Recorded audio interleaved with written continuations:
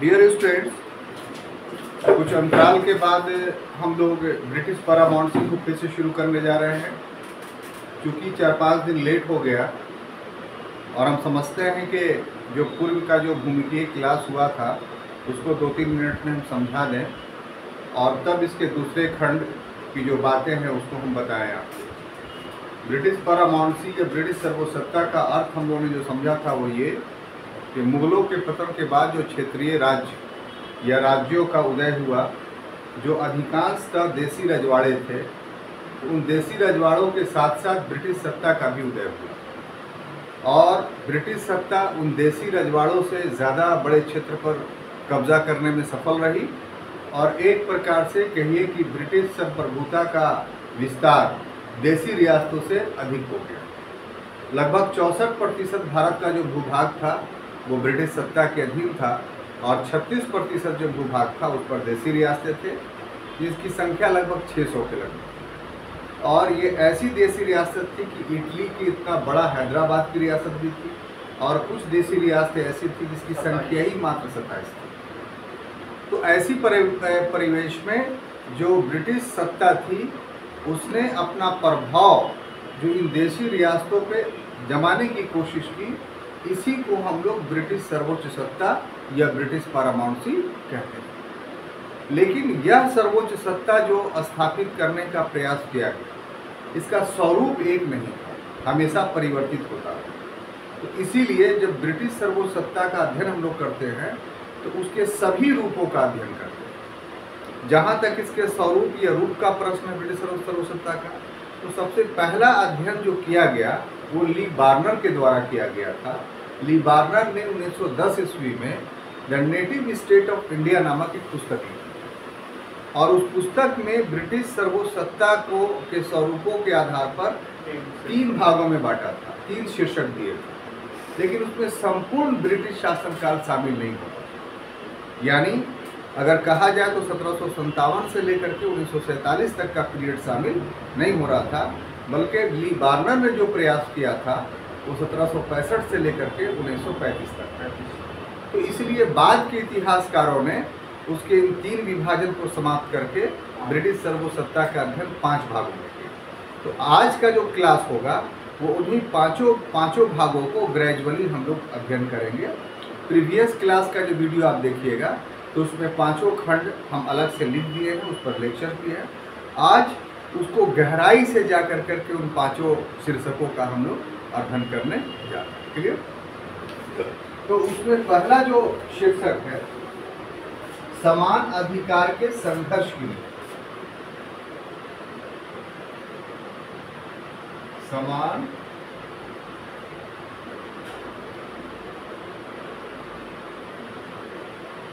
अधिकार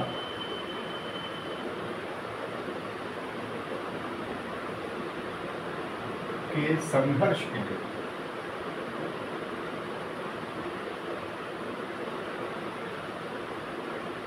संघर्ष की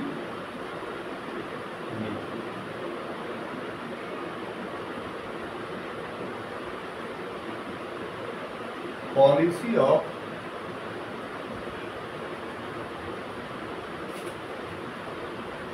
struggle for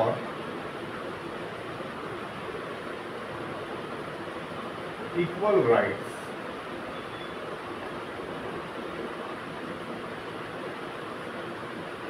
इसका अगर पीरियड हम लोग ले तो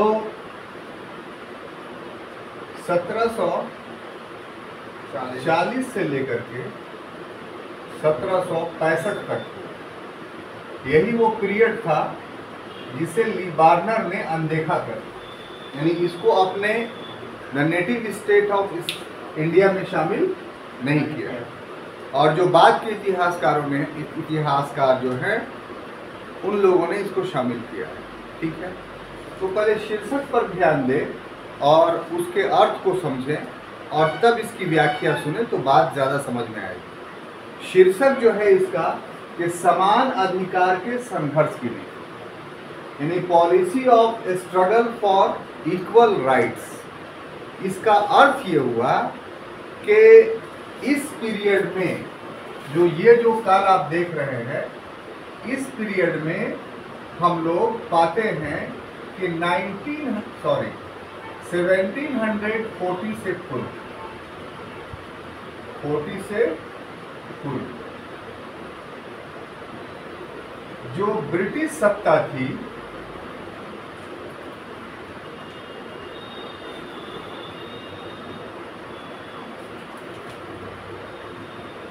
उसका स्वरूप एक व्यापारी का था। ठीक है।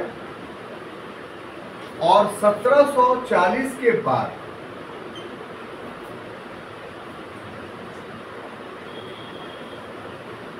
जो ब्रिटिश सत्ता थी,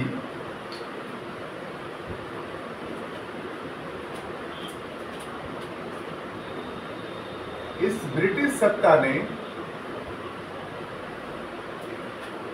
राजनीतिक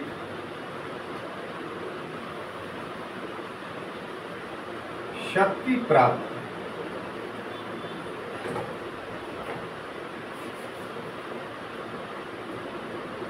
क्लियर? तो ये जो 1740 का डेट है, इसको आप अपने मस्तिष्क में रखिए और समझिए चीज़ों को कि 1740 से पहले भी ब्रिटिश सत्ता ईस्ट इंडिया कंपनी के रूप में भारत में थी। ईस्ट इंडिया कंपनी का आगमन भारत में 1608 में हुआ था और 1608 से लेकर करके 1740 ईस्वी तक उसका एकमात्र उद्देश्य जो था वो भारत से व्यापार करके व्यापारिक लाभ कमाना, यानी पूरी की पूरी एक व्यापारिक कंपनी थी।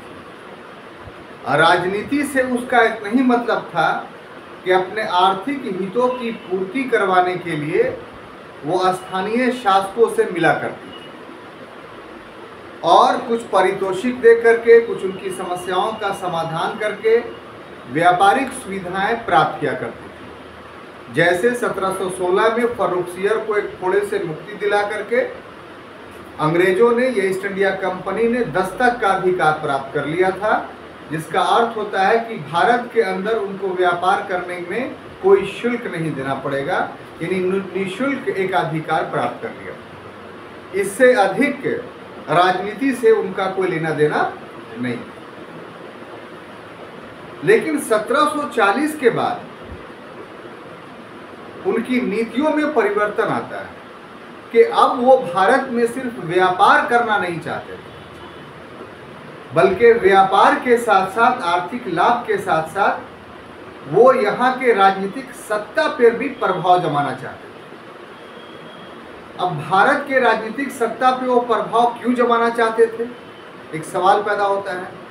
तो उसके लिए बहुत सारे कारण उत्तरदायी हैं, वो एक अलग विषय है। यहाँ इस विषय से संबंधित जो कारण है वो हम बताना चाहते हैं। एक कि जो भारत की राजनीतिक अनेकता थी, राजनीतिक अस्थिरता थी या राजनीतिक कमजोरी थी, इसने दावत दिया अंग्रेजों को कि भारत के आंतरिक मामला में हस्तक्षेप या भारत के राजनीतिक मामला में हस्तक्षेप। अंग्रेजों ने, ईस्ट इंडिया कंपनी ने यह हस्तक्षेप औरंगजेब के समय में भी किया था, लेकिन उस समय औरंगजेब ने कड़ा प्रतिरोध किया और उसको मुगल शक्ति का एहसास हो गया, इसलिए अपनी नीति बदल दी। लेकिन 1740 तक आते आते मुगल पूरी तरीके से शक्तिहीन और जो छोटे देशी रियासत उभर करके सामने आए, उनमें आपस में मित्रता नहीं थी, संघातिकता थी, हर कोई एक दूसरे का दुश्मन। तो राजनीति के क्षेत्र में यह विपन्नता जो थी, यह कमजोरी जो थी, उस कमजोरी ने ईस्ट इंडिया कंपनी को आमंत्रित किया भारत की राजनीति में हस्तक्षेप करके एक राजनीतिक सत्ता बनाने, पहला। और दूसरा जो कारण था इस समय वो ये था कि ब्रिटिश ईस्ट इंडिया कंपनी ये बात सोच रही थी कि बिना राजनीतिक सत्ता के हम इतना आर्थिक लाभ कमा रहे हैं, यदि राजनीतिक सत्ता हमारे पास आ जाएगी तो ये लाभ और बढ़ जाएगा। हमारा उद्देश्य तो आर्थिक लाभ कमाना है, तो राजनीतिक सत्ता अधिक आ जाने से हम और लाभान्वित होंगे। दूसरा कॉज ये हुआ। और तीसरा कॉज जो था कि इसी समय फ्रेंच ईस्ट इंडिया कंपनी भी थी, उसका एक गवर्नर जनरल था जिसका नाम था डुप्ले। तो सबसे पहले डुप्ले एक विदेशी शक्ति के रूप में उभरा जो भारत की राजनीति पे प्रभाव जमाना चाहता था। तो डुप्ले की नीति ने ईस्ट इंडिया कंपनी को मजबूर कर दिया कि वो भी भारत की राजनीति में कदम रखे। अगर वो नहीं रखेगा तो फ्रेंच कंपनी जो है उसको भारत से ही बाहर कर देगा, यानी उसका पूरा व्यापार ही बंद हो जाएगा। तो ये 3 काउज ऐसे थे कि 3 कारणों के कारण ईस्ट इंडिया कंपनी को भारत की राजनीति में हस्तक्षेप कर एक राजनीतिक सत्ता स्थापित करने के लिए उत्प्रेरित किया।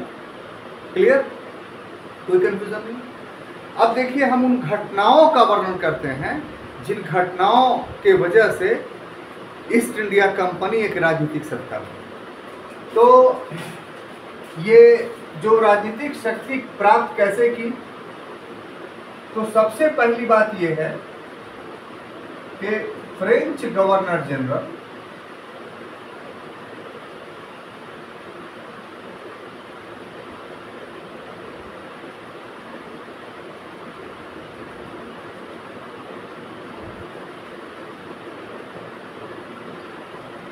डुप्ले की नीति के कारण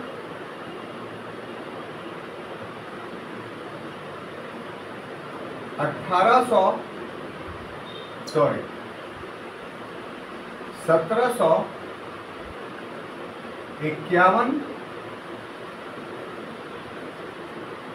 का अर्काट युद्ध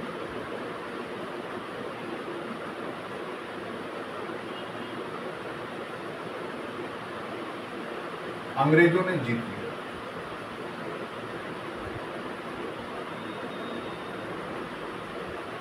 ये पहली घटना थी। दूसरी घटना थी 1757 का प्लासी युद्ध।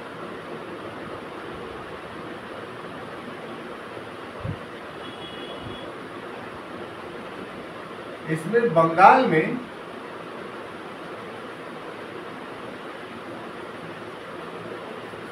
ब्रिटिश सत्ता का प्रवेश हो गया।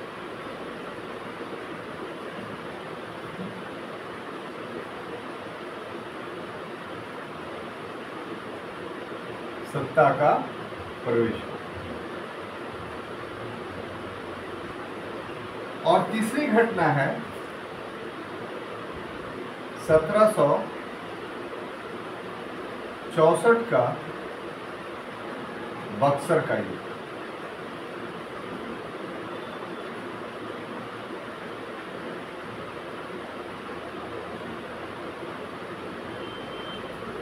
इसमें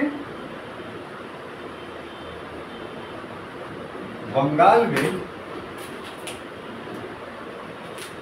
ब्रिटिश सत्ता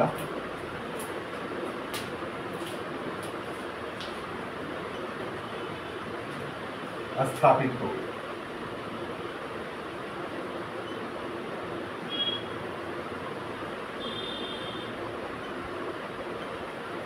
क्लियर? तो इस शीर्षक के अधीन जो आगे बातें हम लोग को जाननी है वो, अभी तो हमने बताया आपको कि क्यों ईस्ट इंडिया कंपनी ने भारत के मामलों में हस्तक्षेप किया। अब आगे हम ये दिखा रहे हैं आपको कि कैसे हस्तक्षेप किया, हाउ। तो हाउ का आंसर ये है कि जो फ्रेंच गवर्नर जनरल डुप्ले था, ये पहला विदेशी था जिसने भारत में राजनीतिक सत्ता स्थापित करने का प्रयास किया। और ये प्रयास कहाँ हुआ? ये प्रयास कर्नाटक में हुआ। हम लोग जब मॉडर्न इंडिया का क्लास शुरू कर रहे थे तो आपको याद होगा कर्नाटका वार पढ़े थे, या आंग्ल फ्रांसीसी संबंध या आंग्ल फ्रांसीसी संघर्ष पढ़े थे। उसमें हमने बताया था कि अंग्रेज और फ्रांसीसी कर्नाटक में स्थानीय शासकों के आंतरिक मामलों में हस्तक्षेप कर और फ्रांस और ब्रिटेन का जो यूरोप में युद्ध हो रहा था, जिसको सप्तवर्षीय युद्ध कहते थे, उस दोनों का प्रभाव कर्नाटक पर पड़ा और ये विदेशी शक्ति कर्नाटक की भूमि पर उलझ पड़ी, देसी रियासतों के मुद्दे को उठाकर। और इस क्रम में कुल 3 कर्नाटक वार हुए। पहला जो कर्नाटक वार हुआ वो 1744 से 46 के बीच में हुआ। दूसरा जो कर्नाटक वार हुआ वो 1748 से लेकर करके 49 के बीच में, 54 के बीच में, 48 से 54 के बीच में। और तीसरा जो कर्नाटक वार हुआ वो 1756 से 1761 के बीच में। ये सब मटेरियल्स दिया हुआ है, वीडियो में भी है, आप इसको दोहरा सकते हैं। हम सिर्फ रिकॉल करवा दे रहे हैं क्योंकि हमको जो चीज़ पढ़ानी है वो बताने के लिए। इसी में जो द्वितीय कर्नाटक वार हुआ अंग्रेजों और फ्रांसीसियों के बीच में, यानी 1748 से लेकर के 54 तक, तो इस वार में जो है वो एक युद्ध हुआ था जिसको अर्काट का युद्ध बोलते हैं। अर्काट एक जगह है। इस अर्काट के युद्ध में अंग्रेज ने बहुत कम संख्या में, लगभग 250 सिपाही थे ब्रिटिशों के पास, और उसका जो नेतृत्व कर रहा था वो क्लाइव कर रहा था। क्लाइव एक क्लर्क के रूप में था, अभी वो कोई ऑफिसर्स के पद पर नहीं था, लेकिन इस छोटी सी ब्रिटिश फौज ने फ्रेंच फौज को पराजित कर दिया। यहीं से कर्नाटक में फ्रांस का पतन शुरू हो गया और ब्रिटिश कंपनी का प्रभाव कर्नाटक पे जम गया। और अंततः जो थर्ड कर्नाटक वार हुआ उसमें 1760 में एक लड़ाई लड़ी गई जिसको वांडीवास की लड़ाई बोलते हैं। इस वांडीवास की लड़ाई में फ्रांसीसियों को अंग्रेजों ने अंतिम रूप से भारत से मार दिया। तो इस प्रकार जो अर्काट का युद्ध था, ये अंग्रेजों का लिए पहला अवसर था कि किसी भारतीय भूभाग पर इनको कब्जा मिला, यानी किसी भारतीय भूभाग के ये मालिक बन गए। अभी तक इस 1751 से पहले जो था वो किसी भारतीय भूभाग के मालिक के नहीं। क्लियर? लेकिन इससे भी बड़ी कामयाबी जो उनको मिली वो बंगाल में मिली। अंग्रेज बंगाल पे ज़्यादा ललायित थे। इसके पीछे कारण क्या था कि बंगाल पूरे भारत में आर्थिक दृष्टिकोण से काफ़ी समृद्ध प्रांत था, काफ़ी प्रोस्पेरस प्रोविंस था। प्रोस्पेरस हर मामले में, जैसे सारे भारतीय भूभाग का लगभग 1/3 भाग बंगाल था। जितनी जनसंख्या भारत में रहती थी उसकी 1/4 बंगाल में रहती थी। अंतर्राष्ट्रीय व्यापार वहाँ से होता था। कृषि में तीनों मौसम में फसल होता था। बहुत सारे रॉ मटेरियल्स वहाँ थे, उत्खनन होता था। तो इन सभी कारणों से जो है वो बंगाल पर कब्जा करना जो है ज़्यादा लाभप्रद था। तो इसके लिए जो वहाँ की राजनीतिक परिस्थिति थी वो उसके लिए उत्तरदायी थी। इसके लिए एंग्लो बंगाल रिलेशंस आपको पढ़ा चुके हैं, तो बहुत विस्तार के साथ उसको देख करके आप इसको समझ सकते हैं। तो उसमें बंगाल के नवाब सिराजुद्दौला को प्लासी के मैदान में अंग्रेजों ने पराजित कर दिया। एक लंबी घटना है, उसके अंदर हम नहीं जाना चाहते। जो ब्रिटिश पारामाउंसी से संबंधित जो बातें हैं सिर्फ वहीं तक सीमित रहेंगे। तो प्लासी के युद्ध में अंग्रेजों ने जो जीत हासिल की वो अपने सैनिक बल पर नहीं, सैनिक बल में अभी भी सिराजुद्दौला यानी बंगाल का नवाब काफ़ी मजबूत था, लेकिन उसके अपने सेनापति मीर जाफर ने जब धोखा दे दिया तो अंग्रेज षड्यंत्र करके जो है प्लासी का युद्ध जीतने में सफल हुए। तो प्लासी का युद्ध जब जीते तो बंगाल पर अंग्रेजों का कब्जा नहीं हुआ, लेकिन बंगाल के कुछ भूभाग के जमींदार वो बन गए, जैसे मिदनापुर, 24 परगना, बर्दवान, ये सब की जमींदारी की गई। अब धीरे धीरे ग्रेजुअली उनकी आकांक्षा बढ़ने लगी। तो आकांक्षा बढ़ते 1764 में उन्होंने बक्सर का युद्ध लड़ा। बक्सर का युद्ध एक ऐसा युद्ध था जिसमें सिर्फ बंगाल का नवाब मीर कासिम पराजित नहीं हुआ, बल्कि शाह आलम द्वितीय भी पराजित हुआ, अवध का नवाब शुजाउद्दौला भी पराजित हुआ। तो इस प्रकार से उत्तर भारत की एक बड़ी शक्ति को अंग्रेजों ने बक्सर के युद्ध में पराजित कर दिया। और ऐसी परिस्थिति में 65 ईस्वी में, कितना, 1765 ईस्वी में इलाहाबाद की संधि होती है। किसकी संधि? इलाहाबाद की संधि होती है। ये संधि काफी महत्वपूर्ण है। एक 12 अगस्त को संधि हुई थी, एक 12 जून को हुई थी। हाँ, 12 जून को हुई थी और एक 16 जून को हुई थी। दो संधियां हुई। एक संधि जो हुई वो मुगल बादशाह से हुई और दूसरी संधि जो हुई वो अवध के नवाब से, और उसमें बंगाल का नवाब भी शामिल था। तो इस संधि से क्या हुआ कि मुगल बादशाह ने अंग्रेजों को बंगाल का दीवान बना दिया, यानी दीवानी अधिकार दे दिया।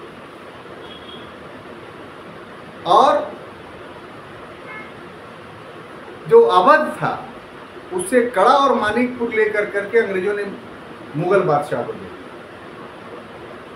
तो बंगाल का दीवान बन जाने का मतलब यह था कि अब अंग्रेज बंगाल के शासक बन गए, क्योंकि कुछ वर्षों के बाद यानी 72 में, 1772 में उन्होंने दीवानी के साथ साथ निजामत का भी अधिकार ले लिया, यानी पूरा बंगाल के शासक बने। तो इसका मतलब क्या हुआ कि 65 तक आते आते अंग्रेज जिस प्रकार से अन्य देशी रियासत थे भारत में, उसी प्रकार की एक शक्ति बन गई। यानी अंग्रेजों ने देशी रियासत के तुलना में समान अधिकार प्राप्त कर, इक्वल राइट्स। जैसे तुम भारत के एक भूभाग के मालिक हो, उसी प्रकार से हम भी भारत के एक भूभाग के मालिक हैं। बात समझ में आ गई? इसीलिए इस पीरियड को 1740 से लेकर 65 तक का जो पीरियड है उसको समान अधिकार के संघर्ष की नीति बोला जाता है। अब ये जो शीर्षक लिखा गया इसका अर्थ समझ में आ गया कि इसके पहले उनके पास कोई भूभाग नहीं था। इस पीरियड में उन्होंने जो संघर्ष किया, उस संघर्ष के परिणाम स्वरूप वो अन्य देशी रियासतों के समान हो गए, इक्वल हो गए, यानी ब्रिटिश सत्ता को स्थापित कर दिया, ब्रिटिश सर्वोच्च सत्ता को स्थापित कर दिया। तो जो प्रथम चरण था वो समान अधिकार का काल था, इक्वल राइट्स का काल था, जिसमें अंग्रेज या ईस्ट इंडिया कंपनी अपना इक्वल राइट्स देशी रियासतों की तुलना में प्राप्त करने में पूर्णतः सफल रही। Any confusion? अब देखिए छात्रों, अगला टॉपिक हम शुरू कर रहे हैं, घेरे की नीति। दूसरा टॉपिक क्या है? घेरे की नीति। घेरे की नीति।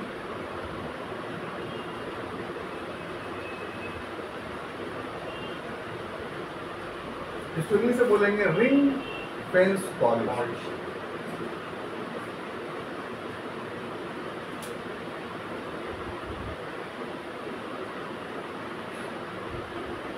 इसका अगर पीरियड ले तो 1765 से लेकर के 1813 ईस्वी तक, ठीक है। देखिए आपका मेमोरी कितना शार्प है कि उतना दिन हुआ पढ़ाए हुए हम नहीं समझते हैं कि आप घर पर फिर दोहराए होंगे, ये पढ़े होंगे, मेरा वीडियो देखे, लेकिन फिर भी आपको याद था ये करीब करीब 4 दिनों के बाद। तो ऐसा आप शिकायत नहीं कर सकते हैं ईश्वर से कि ईश्वर ने आपको मेमोरी नहीं दिया है, इतना अच्छा मेमोरी दिया। तो गलती भक्त का है, तो उस मेमोरी का इस्तेमाल नहीं कर रहा है। अगर मैं गलत बोल रहा हूँ तो बोलिएगा। तो यदि आपके पास जो ईश्वर प्रदत्त जो क्षमता है, उस क्षमता का प्रयोग करेंगे तभी ना आपको सफलता मिलेगी, कि यूं ही गोल गोल बात करने से मिल जाएगी। गोल गोल बात करने से कुछ नहीं होता है। सिवा वेस्टेज ऑफ टाइम के, समय के बर्बादी के। इसलिए पाना है तो आज जीत ले मैदान में मुझको, पाना है तो आज जीत ले मैदान में मुझको, हम हारने वालों की हमायत नहीं करते। तो ये ऐसे क्षेत्र में आप पहुँचे हैं जिसमें आपको जीतना ही होगा। अगर नहीं जीतना की इच्छा है तो हम परामर्श देंगे कि आप अभी ये पढ़ाई छोड़िए, टारगेटेड अध्ययन कीजिए।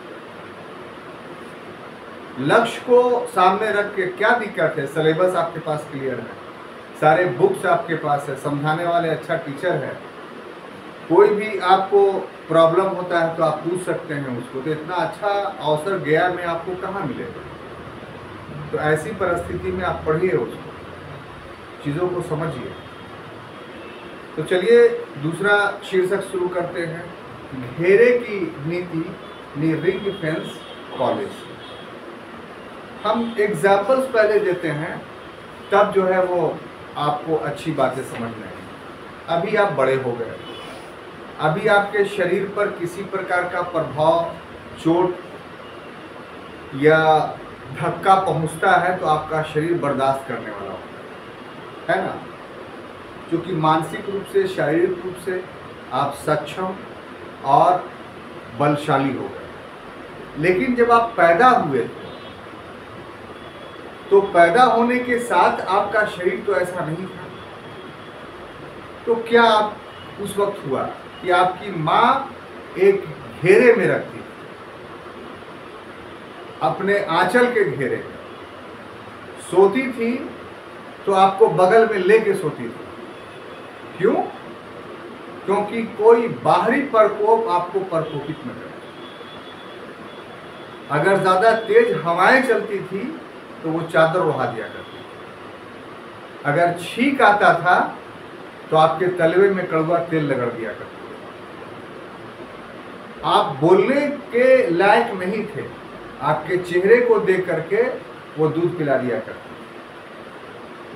थी। ये जितने काम था वो आपके शरीर को सुरक्षा प्रदान करने के लिए मां के द्वारा एक घेरने की नीति, यानी आपके शैशवावस्था को मां ने घेर करके जो है आपको इतना बड़ा करके बलशाली बना दिया, ताकतवर बना।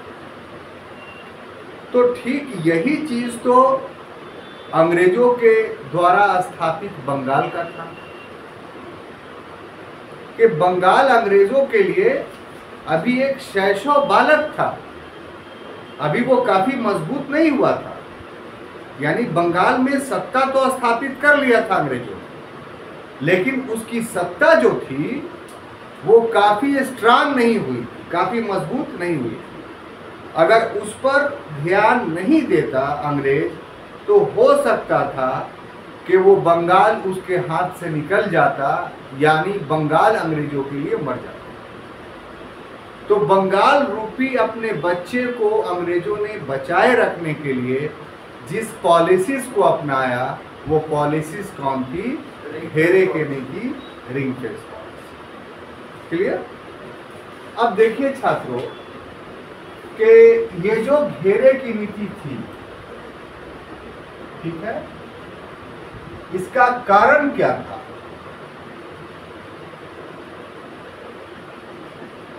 तो कारण था मराठों और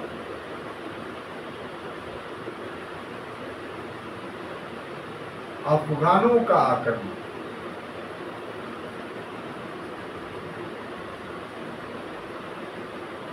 अफगानों का आक्रमण।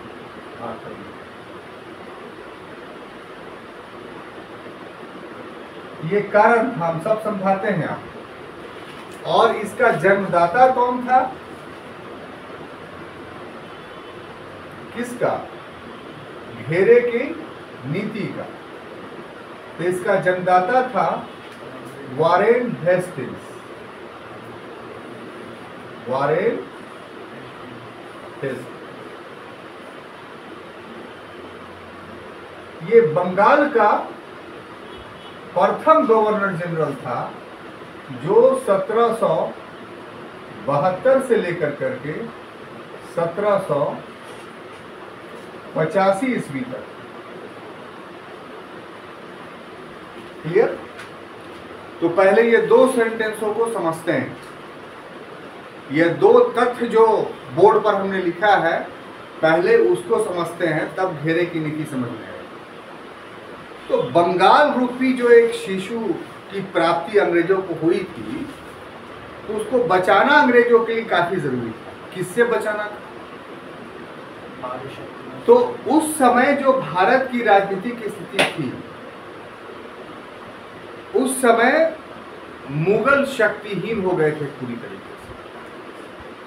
मुगल बादशाह शाह आलम द्वितीय दिल्ली छोड़ करके इलाहाबाद रह रहा था। मराठों के संरक्षण में वो 1772 में दिल्ली लौटा।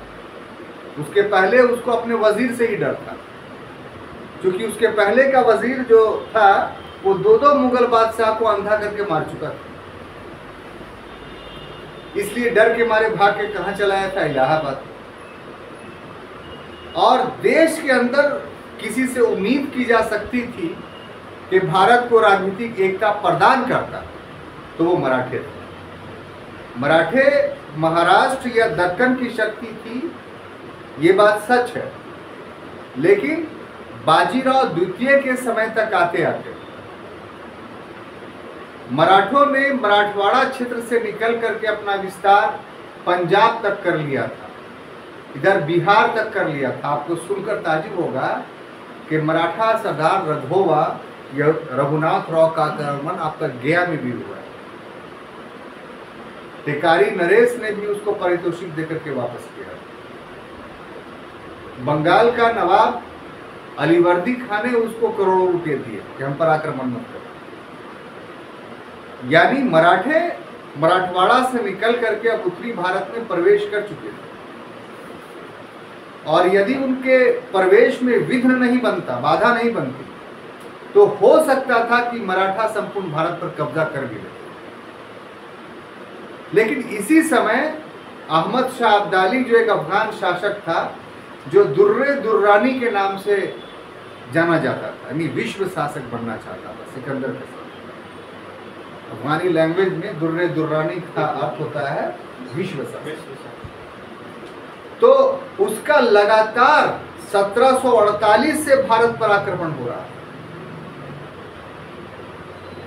और लगभग 7 आक्रमण किए थे भारत पर। उसमें जो छठा आक्रमण था वो पानीपत का युद्ध था, जिसे हम लोग पानीपत का तृतीय युद्ध के नाम से जानते हैं, जो 1761 ईस्वी में हुआ। और इस युद्ध में यही युद्ध वो विघ्न था जिससे विघ्न ने मराठों को भारत की शक्ति नहीं बनी, क्योंकि अहमद शाह अब्दाली ने 1761 के पानीपत के तृतीय युद्ध में मराठों को बुरी तरीके से पराजित कर। कहा जाता है कि मराठवाड़ा का कोई भी ऐसा घर नहीं था जहां के लोग नहीं मारे गए, और पूरी तरीके से भारत की उभरती हुई शक्ति एकदम निस्त नाबूद हो। तो ये था सर्कमस्टांसेस उस समय का भारत के राजनीतिक परिवेश। मतलब अंग्रेजों का जो शिशु था बंगाल, उसको इस समय डर किससे था? मराठे और अफगान से। और मराठे और अफगान किस ओर से आते? तो पश्चिम की ओर से आते।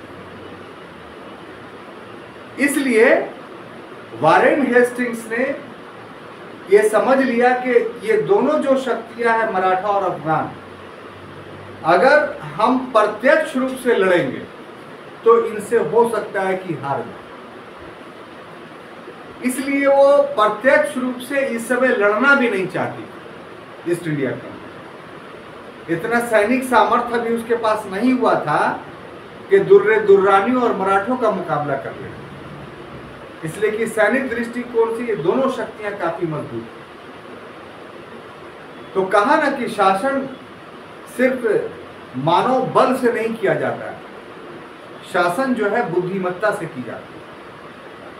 तो वही बुद्धिमत्ता का परिचय दिया वारेन हेस्टिंग्स ने कि उसने घेरे की नीति का पालन किया। घेरे की नीति का पालन का मतलब क्या हुआ कि इस नीति के तहत,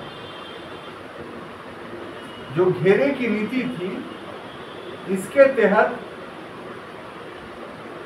जो अवध था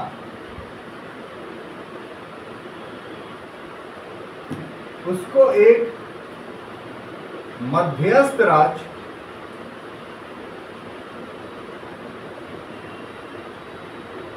जिसको इंग्लिश में बोलेंगे बफर स्टेट, बफर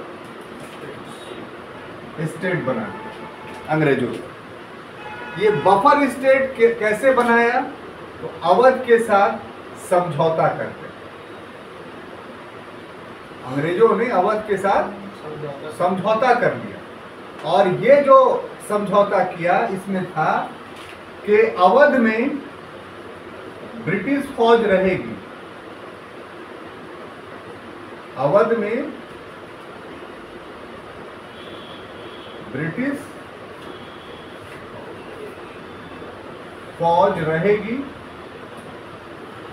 सॉरी,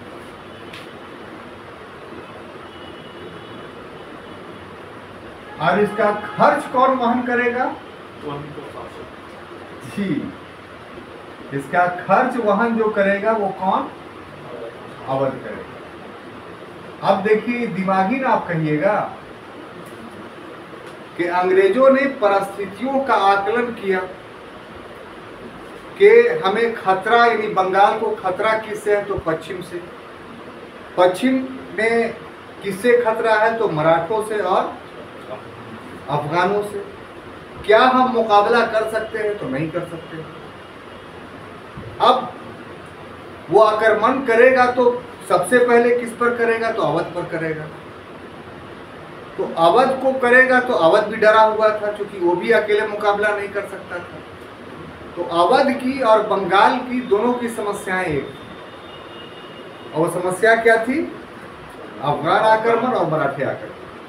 दोनों उस आक्रमण से सशंकित थे, इसलिए दोनों को आवश्यकता थी कि उस आक्रमण का सामना सफलतापूर्वक कैसे किया।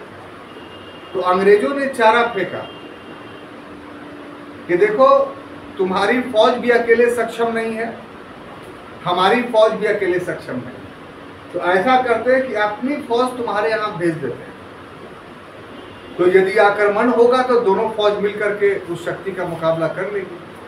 तो ये अवध के नवाब शुजाउद्दौला के हित में दिखा पड़ेगा, तो फौरन तैयार हो गया। और अंग्रेजों को उससे, अवध के नवाब को सिर्फ एक फायदा हुआ, लेकिन अंग्रेजों को दो फायदा हुआ। पहला फायदा तो ये कि बिना इन दोनों शक्तियों से प्रत्यक्ष संपर्क किए वो उनके आक्रमण से बच गया। आक्रमण झेलेगा कौन? तो अवध झेलेगा। और दूसरा ये कि जो बड़ी फौज उसने बना रखी थी उस पर उसको अब पैसा खर्च नहीं करना। खर्च कौन करेगा? अवध करेगा।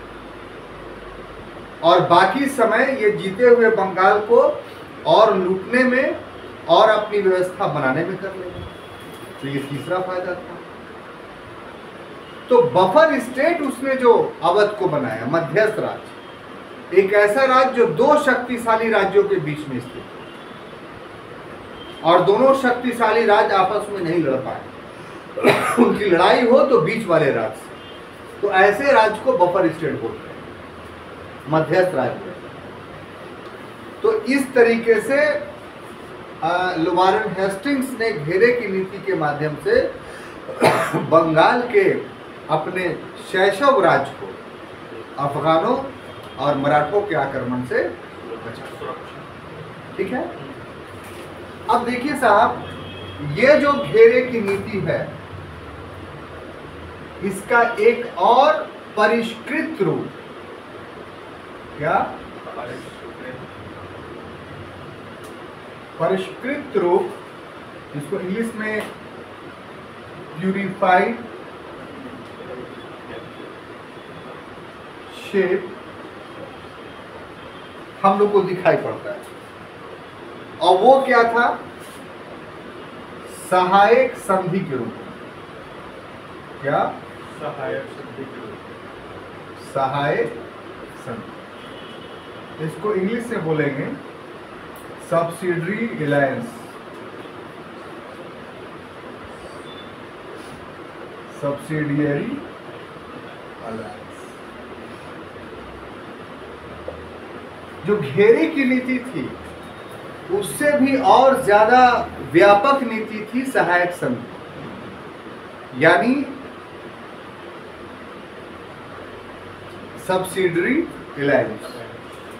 इसका जन्मदाता कौन था? उसका तो वारेन हेस्टिंग्स था।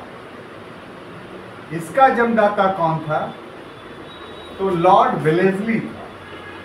कौन था? Lord Wellesley. ये बंगाल का गवर्नर बन करके आया था और ये 1798 से लेकर करके 1805 ईस्वी तक बंगाल का गवर्नर। तो ये सब्सिडरी अलायंस सहायक संधि था क्या? तो ये सहायक संधि जो था वो देसी रियासतों के साथ किया जाता था। किससे? देसी रियासत जो अंग्रेजों से इतर थे, रियासतों के साथ। और ये जो संधि की जाती थी इनमें 3 शर्तें रहती थी। कितना? 3।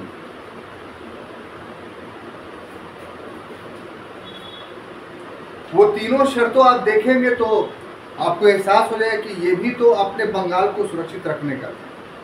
यानी बंगाल के चारों ओर जितने देसी रियासतें थी इन्होंने कोशिश किया, लॉर्ड वेलेस्ली ने, कि हमारे संधि के तहत वो जुड़ गए। तो उसमें 3 शर्तें देखते हैं। पहला कि ब्रिटिश फौज जो संधि करेगा, देसी रियासत, ब्रिटिश फौज वहां रहेगी, रियासत में रहेगी, रियासत में रहेगी। दूसरा, इसका खर्च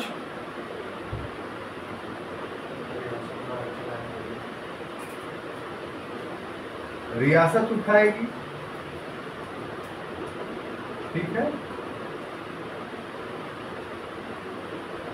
और तीसरा, ये तो दोनों शर्त घेरे की नीति में भी था। जिसको अलग करता है घेरे की नीति से, वो तीसरा शर्त वो क्या था कि विदेशी संबंध, यानी रियासत का विदेशी संबंध, बिना हमारे परमिशन के नहीं, परमिशन नहीं, रियासत का विदेशी संबंध जो सहायक संधि करेगा उस पर ये लागू होगा। अंग्रेज तय करेंगे।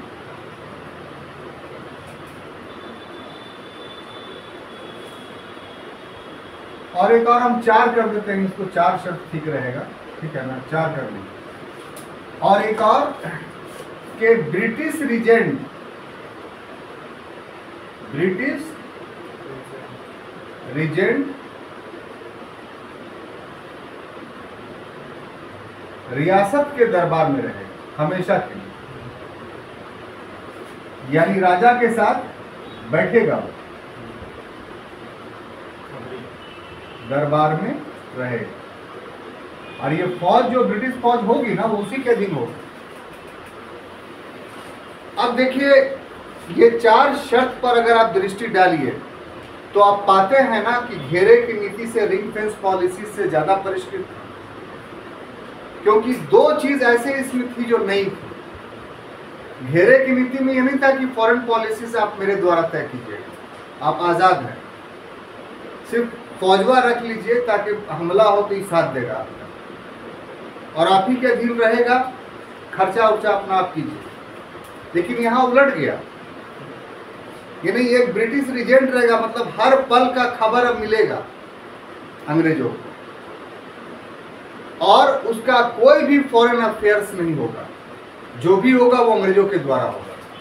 तो इस प्रकार से जो सब्सिडरी एलायंस था उससे देसी रियासत आंतरिक रूप से तो आज़ाद रही, संप्रभु रही, लेकिन बाहरी रूप से वो परतंत्र हो गई। किसके अधीन हो गई? अंग्रेजों। तो इस कारण से ये घेरे की नीति की तुलना में ज्यादा परिष्कृत था, ज्यादा प्यूरिफाइड। और इसके कारण से जो बंगाल की रियासत थी वो और ज्यादा सुरक्षित हो गई, उसका घेरा और मजबूत हो गया। अब कोई भी बाहरी शक्ति अंग्रेजों के इस बालक का जो और बड़ा हो गया था और मजबूत हो गया था, खुद भी मजबूत हो गया था बंगाल, साथ ही साथ उसके बाहरी घेरे भी काफी मजबूत सब्सिडरी एलायंस के माध्यम से। तो अंग्रेजों ने किसके किसके साथ किया वो ऑब्जेक्टिवली सब्जेक्टिवली दोनों काफी महत्वपूर्ण। ठीक है, तो सबसे पहला जो ये संधि की सहायक संधि, उसमें देखिए कि 1798 में हैदराबाद के साथ, किसके साथ? हैदराबाद। ये सब याद करते हुए चलिए। 1799 में तंजौर और मैसूर के साथ, किसके साथ? तंजौर प्लस मैसूर। उसके बाद 1801 ईस्वी में अवध और पेशवा के साथ किया,